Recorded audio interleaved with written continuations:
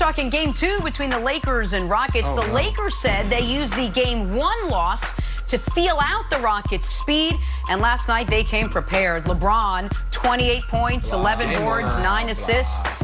His partner in crime, Anthony Davis, 34 and 10, and the Lakers held off a late surge by Houston to tie up the series at a game apiece. And with that, we welcome back in Chris Broussard. Hey, Broussard, are you more confident in the Lakers or the Rockets after what you've seen in these 2 games? The Lakers. I think it's a hard-fought series. Obviously, the Rockets give them some problems, and if they're hitting their shots, they're going to be tough to beat. It's just as simple as that. And they got a lot of open looks yesterday that they'll probably make going forward. But I am more confident in the Lakers. We know that LeBron historically has taken game 1 to get a feel for his opponent. After that game, he talked about how fast the Rockets play.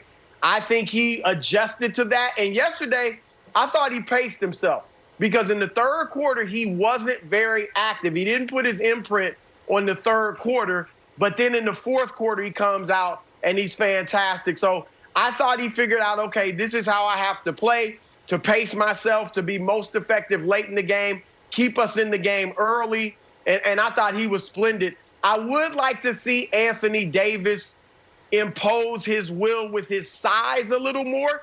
Yesterday, he was hitting the jump shot, so it was fine. But I'd like to see him use his size a little bit more. But otherwise, I thought the Lakers played well, and I've got more confidence in them. Well, listen, I've got more confidence in the Lakers than the Rockets, but this is going to be the Lakers' toughest series of the postseason. I think this series can go 7. I think the winner of this series is going to win the title. And the Lakers were very fortunate last night. When the Rockets hit 22 threes, you almost always lose. If a team is plus 30 points from the three-point line, you are supposed to lose that game. The Lakers didn't lose because Markieff Morris had that out-of-body experience at the end of the first. LeBron was LeBron.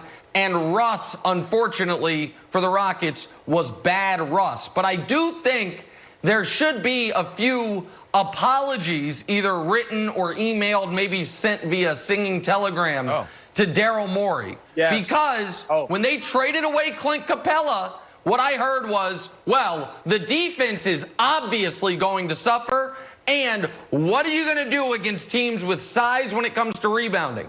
In the playoffs, the Rockets have had not a good defense, the #1 defense in the postseason thus far, and the rebounding, they're losing the rebounding battle, but it's marginal, and given all the advantages they have by playing small, they'll deal with that. So I think the Rockets are a more than formidable opponent, and if the Lakers had anyone other than LeBron as their best guy, Brandon, I think the Rockets would be the favorites.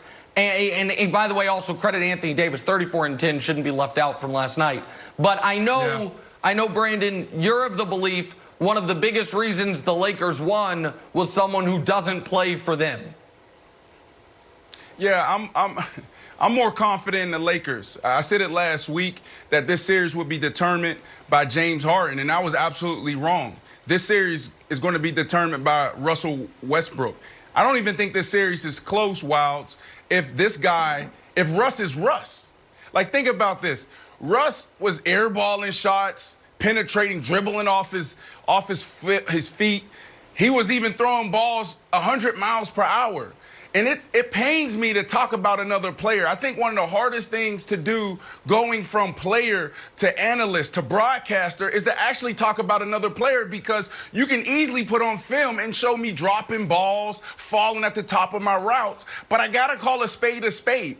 This was bad Russ. If they want to win this series, if they want to be in this series, they have to get Russ focus on the offensive side, or just focus on defense. He did a phenomenal job crashing the boards. He did a phenomenal job of just being that Energizer bunny and keeping the pace going.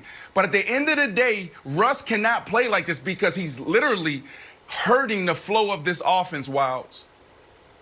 Yeah.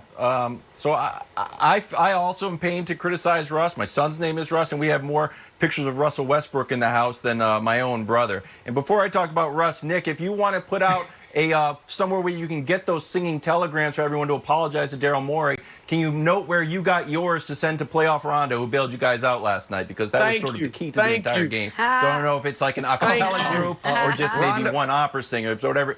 It'll be, check Nick's Twitter if you guys want to send singing telegrams. No problem. Look, the Russ roller coaster was extra bumpy last night, and I think we all went through it. And the thing that I thought was very, very concerning was a second quarter air ball where he threw one up like this and left it up, and it just hit the net. He's like, ooh. I'm like, well, Russ is not only missing shots, he's missing shots that he thinks are going to go in. Later on in the game, Harden, they're double teaming Harden, leaving Russ wide open. And Mark Jackson's like, oh, that's so disrespectful. It's like, is it? He's 3 for 18 in the playoffs. It's like, it's kind of like when my son doesn't hit me with a water balloon, and then I'm like, go ahead, throw it to me. It's not going to explode. It's going to bounce off. It's kind of disrespectful, but it's earned disrespect. And Broussard, if the Rockets want to get in it, we talk about Russ being the old Russ. I don't need 3-point shooting contest, Russ. I need to attack the paint. He's going to the paint half as much as he used to post-Capella trade when we read all the articles and listened to all the podcasts about, hey, it's the new Russ. He's attack, attack, attack. Now he's not. Now he's back to shooting threes. And I know the Rockets are in love with the threes, and I want him to shoot 63s a game. But I'd rather see him attack Broussard. That's not him. No, you're absolutely right. Russ settled for the 3, and that was the problem. He didn't even move in for it. He's got actually a nice mid-range jump shot. He didn't even move in for that. But some of that's the Lakers baiting him. All right, if they get up on him and run him off the 3, he's going to be forced to drive because you know he's aggressive. He's not just going to settle and let you defend him. But if you back off and give him the open 3, he went for the bait yesterday. We'll see if he wises up for game 3. But I'm glad, Wiles, that you pointed out Rondo. Because, Nick, when you started talking about the apologies, it's a little too early for Daryl Morey. But I actually thought you were going to say for Rondo. Because too Rondo early for Morey, but not too early for Rondo? Rondo got crushed after game. Yes, that's what I said. Let's see the Rockets win. If they go out in the second round, I'm supposed to send flowers to Daryl Morey. Stop it. Come on. Let's see Rondo play more than 2.5 good quarters. Okay, listen. Rondo showed up. Okay, he was outstanding defensively. Right. He was outstanding defensively. He hit that one really big jump shot in the fourth quarter. He gives me anxiety. I don't think it's duplicable, but he was very good yesterday. I will give him credit for that. So I will give him credit. It's still, I don't know if you want to play in 30 minutes a night, but we'll deal with it as it comes. But Broussard, I'm going to just follow me down this path for a moment because, as you have made very, very clear, and Wilds and Brandon and Jenna have all made clear, you actually have an awards vote. I do not. And during the playoffs, there has been some narrative about, see, this is why Giannis isn't the MVP. And you have very correctly said to everyone, what is it? What is the MVP, Broussard? It is a regular season award. Thank you, Nick. Award. Exactly right. But regular season. If MVP and Defensive Player of the Year were a full season, regular and postseason award, I know folks are saying LeBron maybe should have been the MVP. If it were regular and postseason, what about Defensive Player of the Year for old 35-year-old year 17 LeBron?